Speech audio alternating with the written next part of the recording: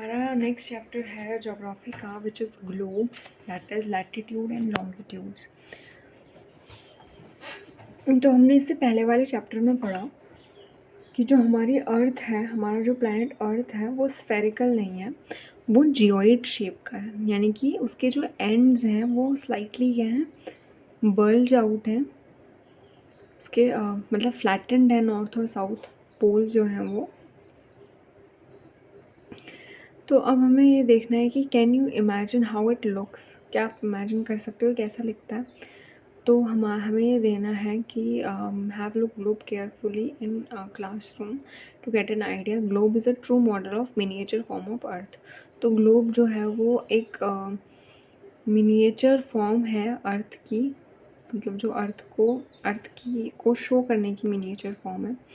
तो ग्लोब बहुत अलग अलग साइज़ का हो सकता है, यानी कि आपको बड़ा ग्लोब मिल सकता है। उसके बाद स्मॉल पॉकेट ग्लोब्स होते हैं। ग्लोब लाइक बलून होता है which can be inflated and are handy and carry with ease. तो मतलब कि बलून की तरह से होता है, आप उसको फुला लो और फिर ऐसा भी कर सकते हो। सो ग्लोब इज़ नॉट फिक्स, यानी कि ग्लोब एक ऐसा मिनिएचर फॉर्म है जो कि आप एक मतलब अर्थ का मिनिएचर फॉर्म है जो कि अलग अलग तरीके के होते हैं। It can be rotated the same way as a top spin or a potter's wheel is rotated.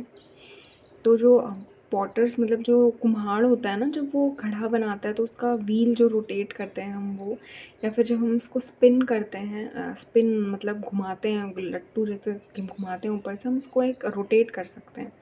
तो जो ग्लोब होता है उसमें कंट्रीज़ होती हैं, कॉन्टिनेंट होते हैं, ओशियंस होते हैं, वो उनके करेक्ट साइज़ के अकॉर्डिंग दिखाए जाते हैं। यानी फॉर एग्ज़ाम्पल अगर एशिया जो है वो बड़ा है ऑस्ट्रेलिया से, तो ऑस्ट्रेलिया का साइज़ थोड़ा छोटा बनाएंगे और एशिया का थोड़ा बड़ा बनाएंगे। इस तरीके से उनको शो किया जाता है। So it is difficult to describe the location of a point on a sphere like the earth. तो ये बहुत डिफ़िकल्ट होता है कि किसी एक लोकेशन को पॉइंट करना किसी स्फीयर में। So now the question arises as to how to locate a place on it. तो अब ये क्वेश्चन अराइज होता है, क्वेश्चन ये खड़ा होता है कि किस तरीके से हम एक प्लेस को लोकेट करें। So we need certain points of reference. तो हमको कुछ रेफरेंस चाहिए होते हैं, कुछ हमें लाइंस चाहिए होती हैं किसी लोकेशन को फाइंड आउट करने के लिए। So you have notice that a needle is fixed through the globe in a tilted manner. तो एक जो निडल है वो ग्लोब में एक टिल्टेड मैनर में ये इस तरीके से जो है ये फिक्स्ड है। इसको हम एक्सिस कहते हैं, ठीक है।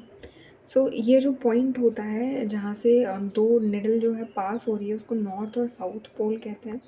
यानी ये जो ऊपर वाली पोल है this is north pole and नीचे वाली इज़ साउथ पोल।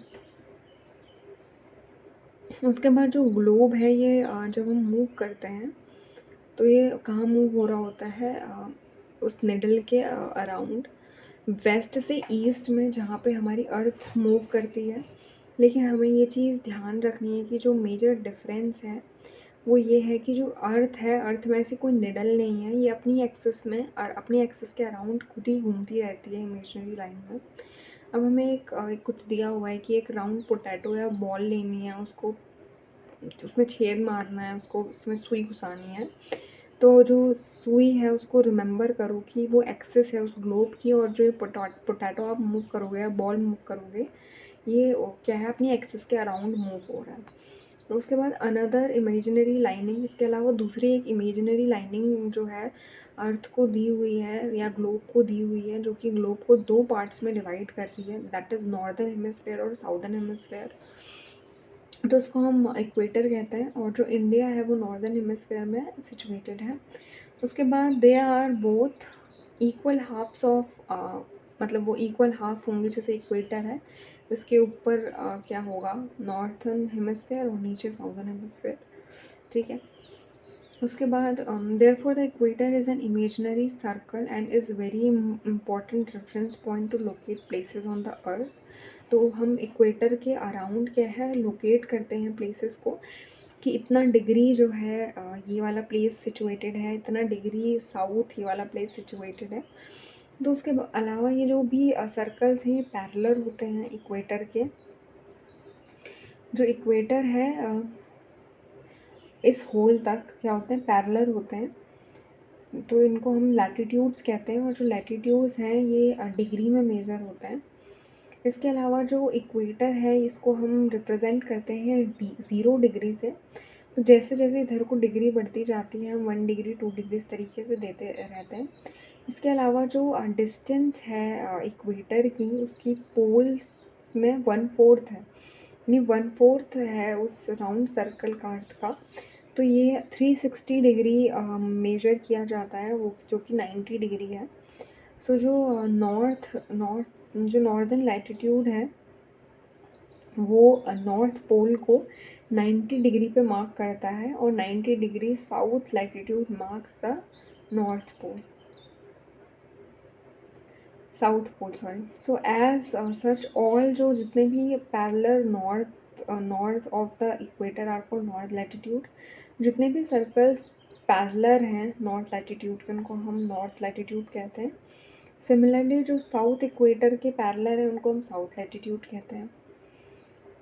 तो अब हमारी जो वैल्यूज़ हैं इन लैटिट्यूड की ये क्या है, ये या तो नॉर्थ होती हैं या तो साउथ होती हैं, जिनको हम एन और एस से दिखाते हैं। अब हमें इसमें एक एग्ज़ाम्पल दिया हुआ है, जैसे जो चंद्रपुर है महाराष्ट्र का इंडिया का, और जो बेलो है horizon in Brazil that is South America. तो ये पैरेलल लोकेटेड है, यानी कि 20 डिग्री लैटिट्यूड पे लोकेटेड है। लेकिन जो हमारा ये है क्या है, महाराष्ट्र का चंद्रपुर है, ये 20 डिग्री नॉर्थ पे है, और जो नीचे वाला है वो 20 डिग्री साउथ पे है। तो इस तरीके से हमें लोकेशन को वो कर लोकेट करने में मदद मिलती है। तो यही दिया हुआ है। उसके अलावा हम जब ये 2.2 दी हुई है हमको फिगर, ये मैं लैटिट्यूड के बारे में। उसके बाद मैं ये फिगर एक्सप्लेन कर देती हूँ पहले। तो ये सब इमेजिनरी लाइंस हैं, ताकि जैसे कोई भी प्लेन उड़ रहा है तो प्लेन को लोकेशन कहाँ पता चलेगी कि मुझे कहाँ से उड़ के कहाँ जाना है। तो वो जो उनके मैप्स होते हैं उनमें ये इसी इमेजिनरी लाइंस में ये लोकेट करते हैं लोकेशंस को, और उस वजह से वो प्लेन क्या हो सकता है, फ्लाई कर सकता है।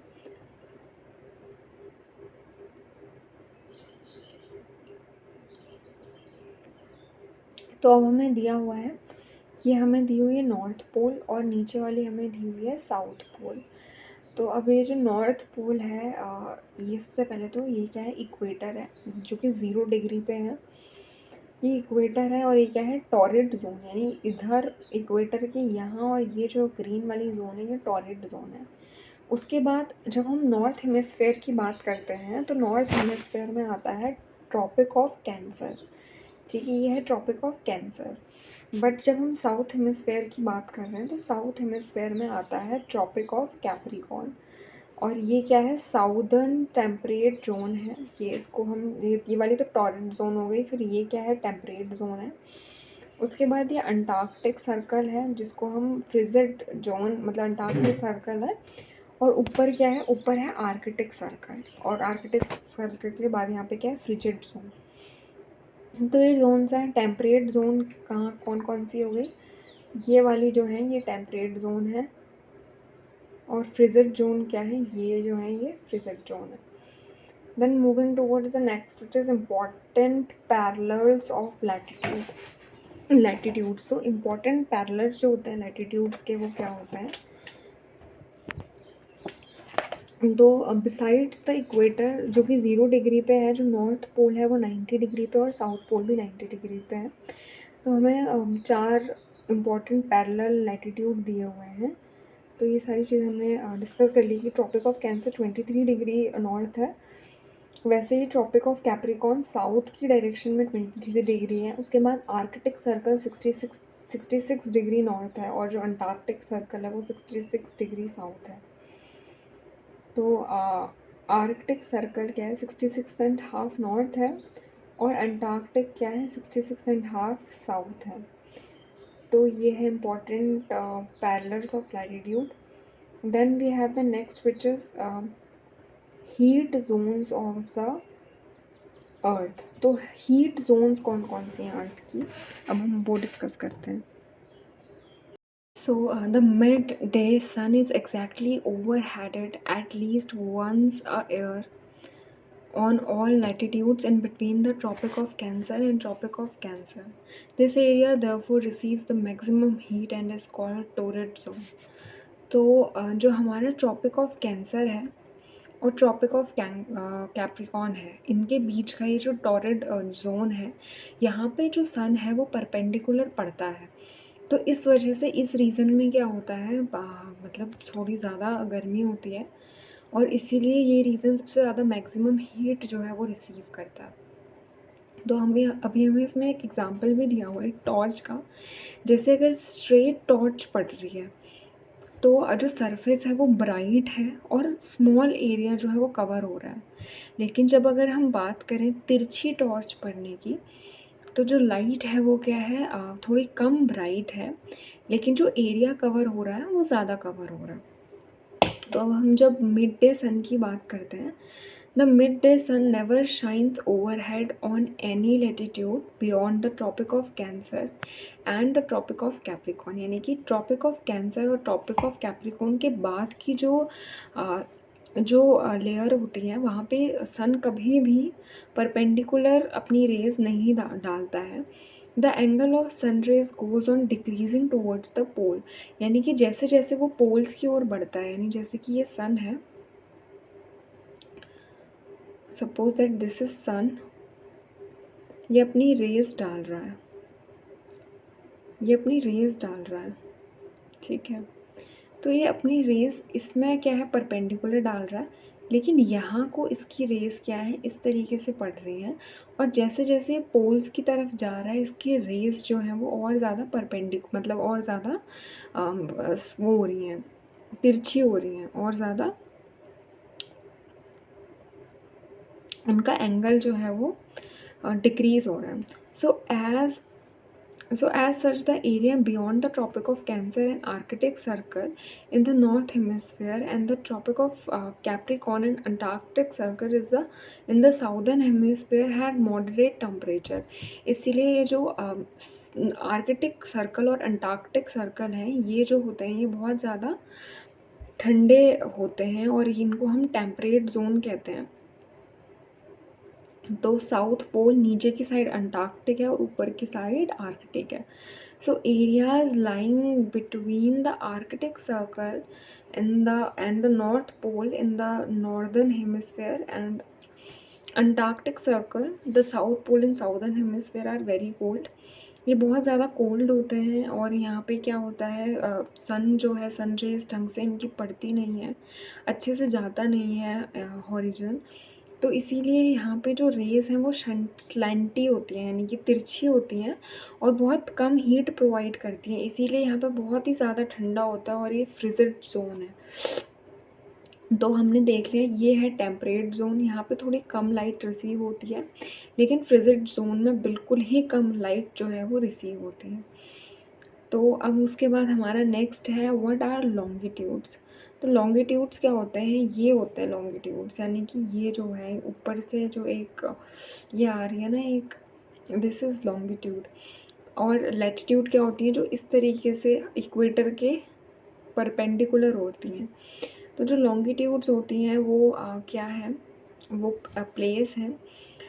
It is necessary to know something more than the latitude of that place. तो हम किसी भी प्लेस का लैटिट्यूड ही जानकर नहीं उस प्लेस में पहुंच सकते हैं, हमें उसका लॉन्गिट्यूड भी चाहिए होता है। जैसे कि हम देख सकते हैं जो टोंगा आइलैंड है पैसिफिक ओशियन में, और जो मॉरिशियस है इंडियन ओशियन में, ये दोनों एक ही लॉन्गिट्यूड में सिचुएटेड, एक ही लैटिट्यूड में सिचुएटेड हैं, दैट इज़ 20 डिग्री साउथ। लेकिन इनकी अगर हमें लोकेशन प्रिसाइज करनी है तो हमें ये फाइंड आउट करना होगा कि कितना ज़्यादा ईस्ट में की तरफ है या फिर वेस्ट में है। ये प्लेसेस। तो हम इनका रेफरेंस क्या निकालते हैं, हम इनका रेफरेंस निकालते हैं नॉर्थ पोल से और साउथ पोल से।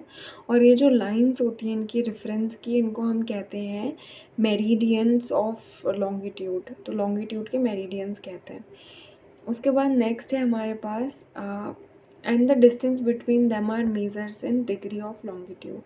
तो उनको डिग्री में हम मेज़र करते हैं, और 1 डिग्री अगर हम आगे मूव करते हैं, मतलब वो जो डिग्री होती है वो फर्दर मिनट, और मिनट जो है सेकंड्स में डिवाइडेड होता है। लेकिन जो हर एक डिग्री होती है वो मतलब 1 डिग्री मूव करने पे आप 4 मिनट जो है वो ऐड होते रहते हो, ऐसा कुछ होता है जो हम आगे डिस्कस करेंगे शायद।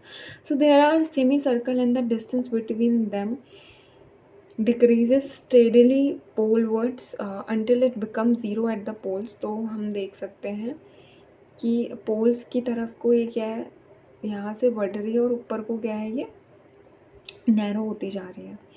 तो उसके बाद क्या है, अनलाइक पैरेलल ऑफ लैटिट्यूड, जैसे लैटिट्यूड्स तो पैरेलल होती हैं पर इसमें ऐसा नहीं होता। All meridians are of equal length, जितनी भी मेरिडियंस हैं वो इक्वल लेंथ की होती हैं। Thus it was difficult to number the meridians. तो इसीलिए कितनी नंबर ऑफ मेरिडियंस हैं ये नंबर करना बहुत डिफ़िकल्ट है। तो हमने क्या डिसाइड किया कि जितनी भी कंट्रीज़ हैं वो क्या करेंगी, all countries decide that the count should begin from meridian which passes through Greenwich. तो ग्रीनविच जो एक ब्रिटिश रॉयल ऑब्जर्वेटरी है जो कि ब्रिटेन में लोकेटेड है, वहाँ का जो मेरिडियन है उसको हमने प्राइम मेरिडियन बोला, और उसकी वैल्यू हमने 0 डिग्री लॉन्गिट्यूड दी।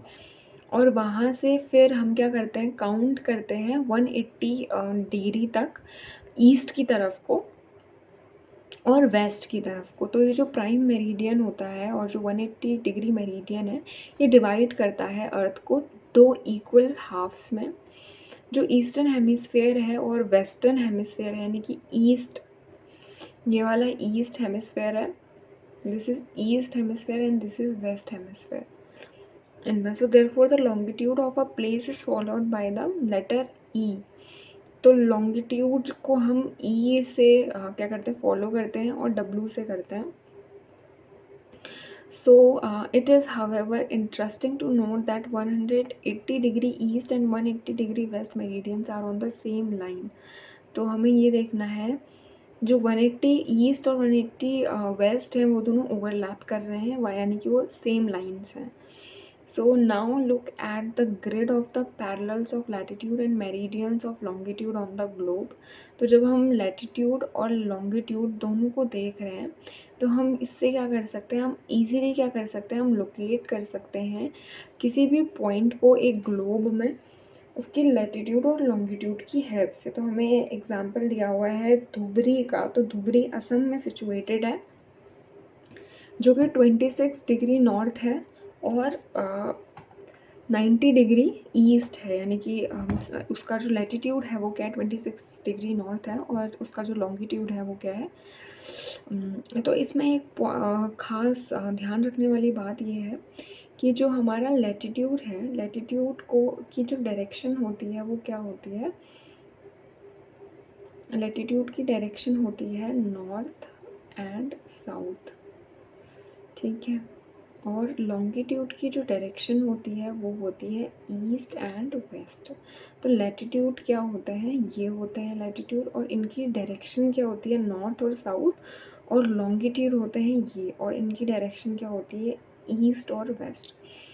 तो बस ये है थोड़ा सा रिविजन। उसके बाद to understand this clearly draw equidistance vertical. तो अगर आपको इसको समझना है तो ये बच्चों के लिए एक एक्टिविटी दी है कि आप इक्वल डिस्टेंस की क्या करो, वर्टिकल लाइन ड्रॉ करो। फिर उसके बाद हमने उसको लेबल करना है, वर्टिकल रोज़ को नंबर्स देने हैं उनको, और जो हॉरिजॉन्टल रोज़ हैं उनको लेटर्स देने हैं। तो फिर उसके बाद हम उसमें स्मॉल सर्कल्स बनाएंगे रैंडम। तो ये जो इंटरसेक्ट कर रहे हैं एक दूसरे के साथ, ये जो वर्टिकल लाइंस हैं ईस्ट लॉन्गिट्यूड की, हॉरिजॉन्टल लाइन है नॉर्थ लैटिट्यूड। और तो हमें फिर इसका क्या निकालना था, इसमें सर्कल का, इसमें तो ये हमें मैप दिया हुआ है एक पूरा, ये हमें दी हुई है टाइम जोन्स, ठीक है, ये टाइम जोन्स दी हुई हैं। तो अगर आप देखोगे इसमें, तो इंडिया ये है, इंडिया की +½ टाइम जोन दी हुई है, और म्यांमार में जब हमारे हैं तो +6½ टाइम जोन्स हैं। तो ये इस तरीके से है। हर जो एक जो ये है ना, ये एक जो ये है, ये क्या है, एक लैटिट्यूड है, ये ग्रीनविच है।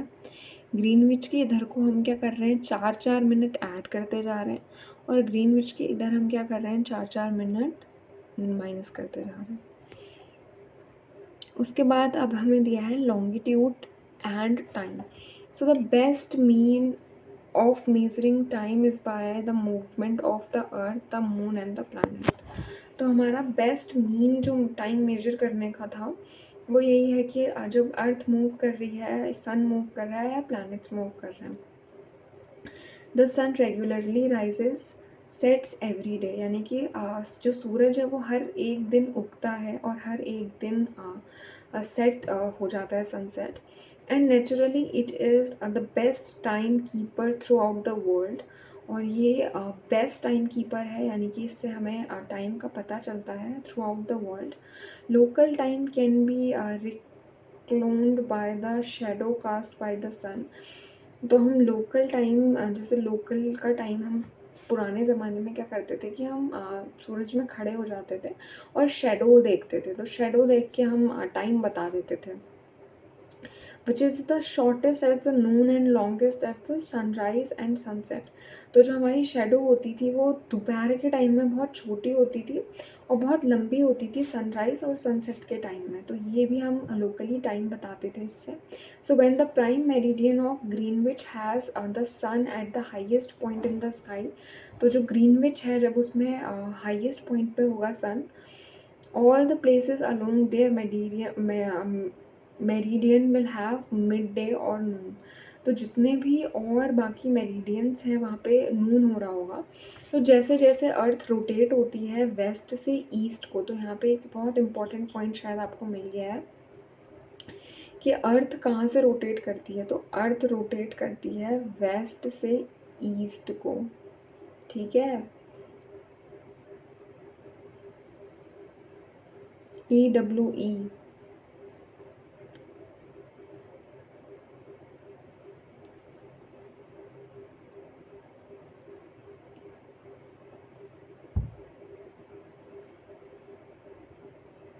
उसके बाद those places east of Greenwich will be ahead of Greenwich time and those of the west will be behind it.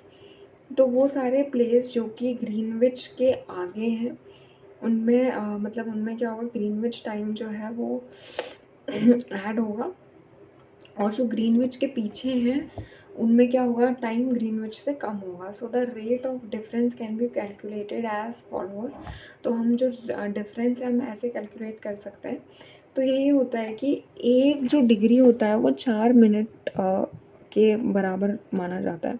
सो दस वैन इट इज़ 12 नून, यानी कि जब 12 बज रहे होंगे दोपहर के, उस टाइम पे जो है, जो 15 डिग्री ईस्ट जो है नॉर्थ ग्रीनविच का, वो होगा। सो 1 घंटे आगे जब हम बात करें तो वो 1 PM होगा, 15 डिग्री वेस्ट ऑफ ग्रीनविच।